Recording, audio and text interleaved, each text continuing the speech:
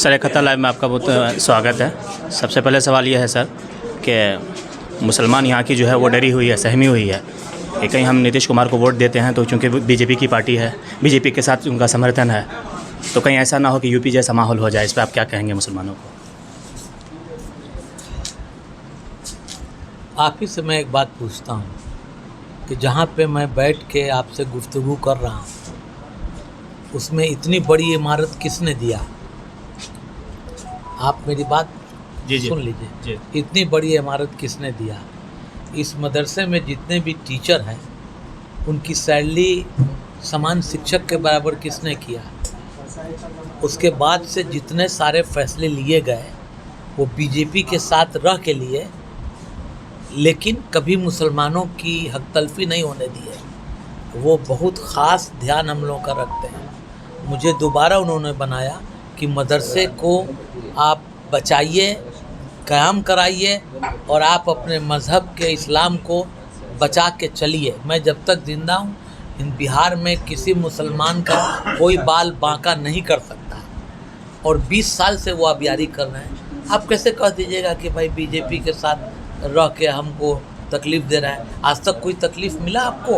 नहीं सर, एक जो बड़ा मुद्दा वक्फ बिल का उठा था उस पर मुसलमान बिल्कुल सहमत थे कि हमें सपोर्ट मिलेगा नीतीश। मेरी बात सुनिए, मैं मक्का में रहा हूँ जी, और मैं बेखौफ बेबाक बोलता हूँ। जब हाई कोर्ट जो है और सुप्रीम कोर्ट में मामला मुलतवी है, सिंस मैटर इज सब जुडिस इन सुप्रीम कोर्ट, तो आपको थोड़ा सा सब्र करना पड़ेगा। आप सब्र कीजिए, फैसला आपके हक़ में होगा और जो भी मदरसा बोर्ड के लोग हैं या जो भी वक्फ बिल के ख़िलाफ़ है मैं उनके साथ हूँ। ऐसा नहीं है, मैं भी जानता हूँ कि मेरे बुज़ुर्गान दीन अपने ज़मीन जायदाद को अल्लाह के लिए, अल्लाह के खुशनुदी के लिए वक्फ़ किए कि उसका अजर उनको कब्र में मिलेगा। लेकिन आप क्या ये बताइएगा कि जिस वक्त वक्फ़ की ज़मीन बेची जा रही थी, हाई कोर्ट चिल्ला रहा था, उस वक्त आप लोग सोए थे? सच बात है, मैं झूठ नहीं बोलता हूँ। लेकिन जो मामला मुलतवी है उस मामले पर थोड़ा सा इंतज़ार कीजिए।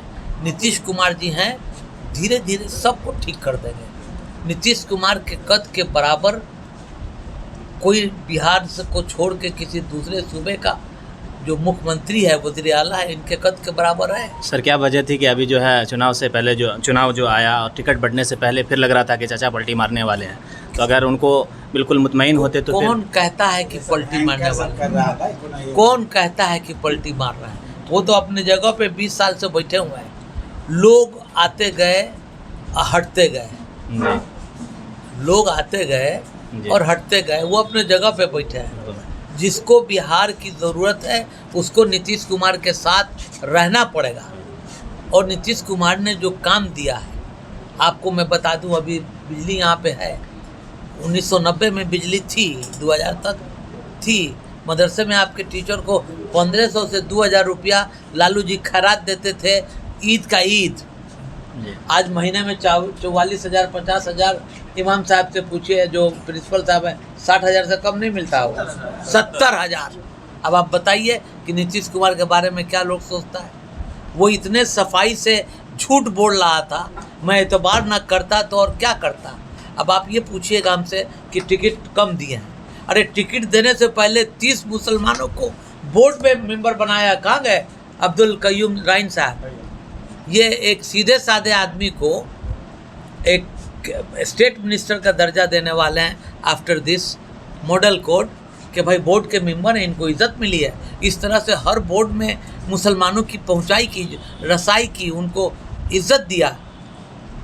जी सर, एक सवाल जो क्षेत्र के मुताल्लिक़ रखती हैं कि कहा जाता है कि जहाँ पर सीएम एक मरतबा जिस इलाके में आ जाए उस इलाके की मेराज हो जाती है, 10 साल में बिल्कुल तरक्की पर हो जाता है। यहाँ पर सीएम 3-3 मरतबा आए, फिर भी आप आए होंगे जिस रोड से, तो बिल्कुल खस्ता हालत और आवाम इसलिए परेशान बहुत ज़्यादा हैं। तो इस पर क्या कहेंगे आप? देखिए मेरे पास उनको पूरा बिहार चलाना है। नहीं सर, इनका जवाब मैं देता हूँ। क्या आपको मदरसा का छात्रावास नहीं दिख रहा? क्या हाई स्कूल नहीं दिख रहा?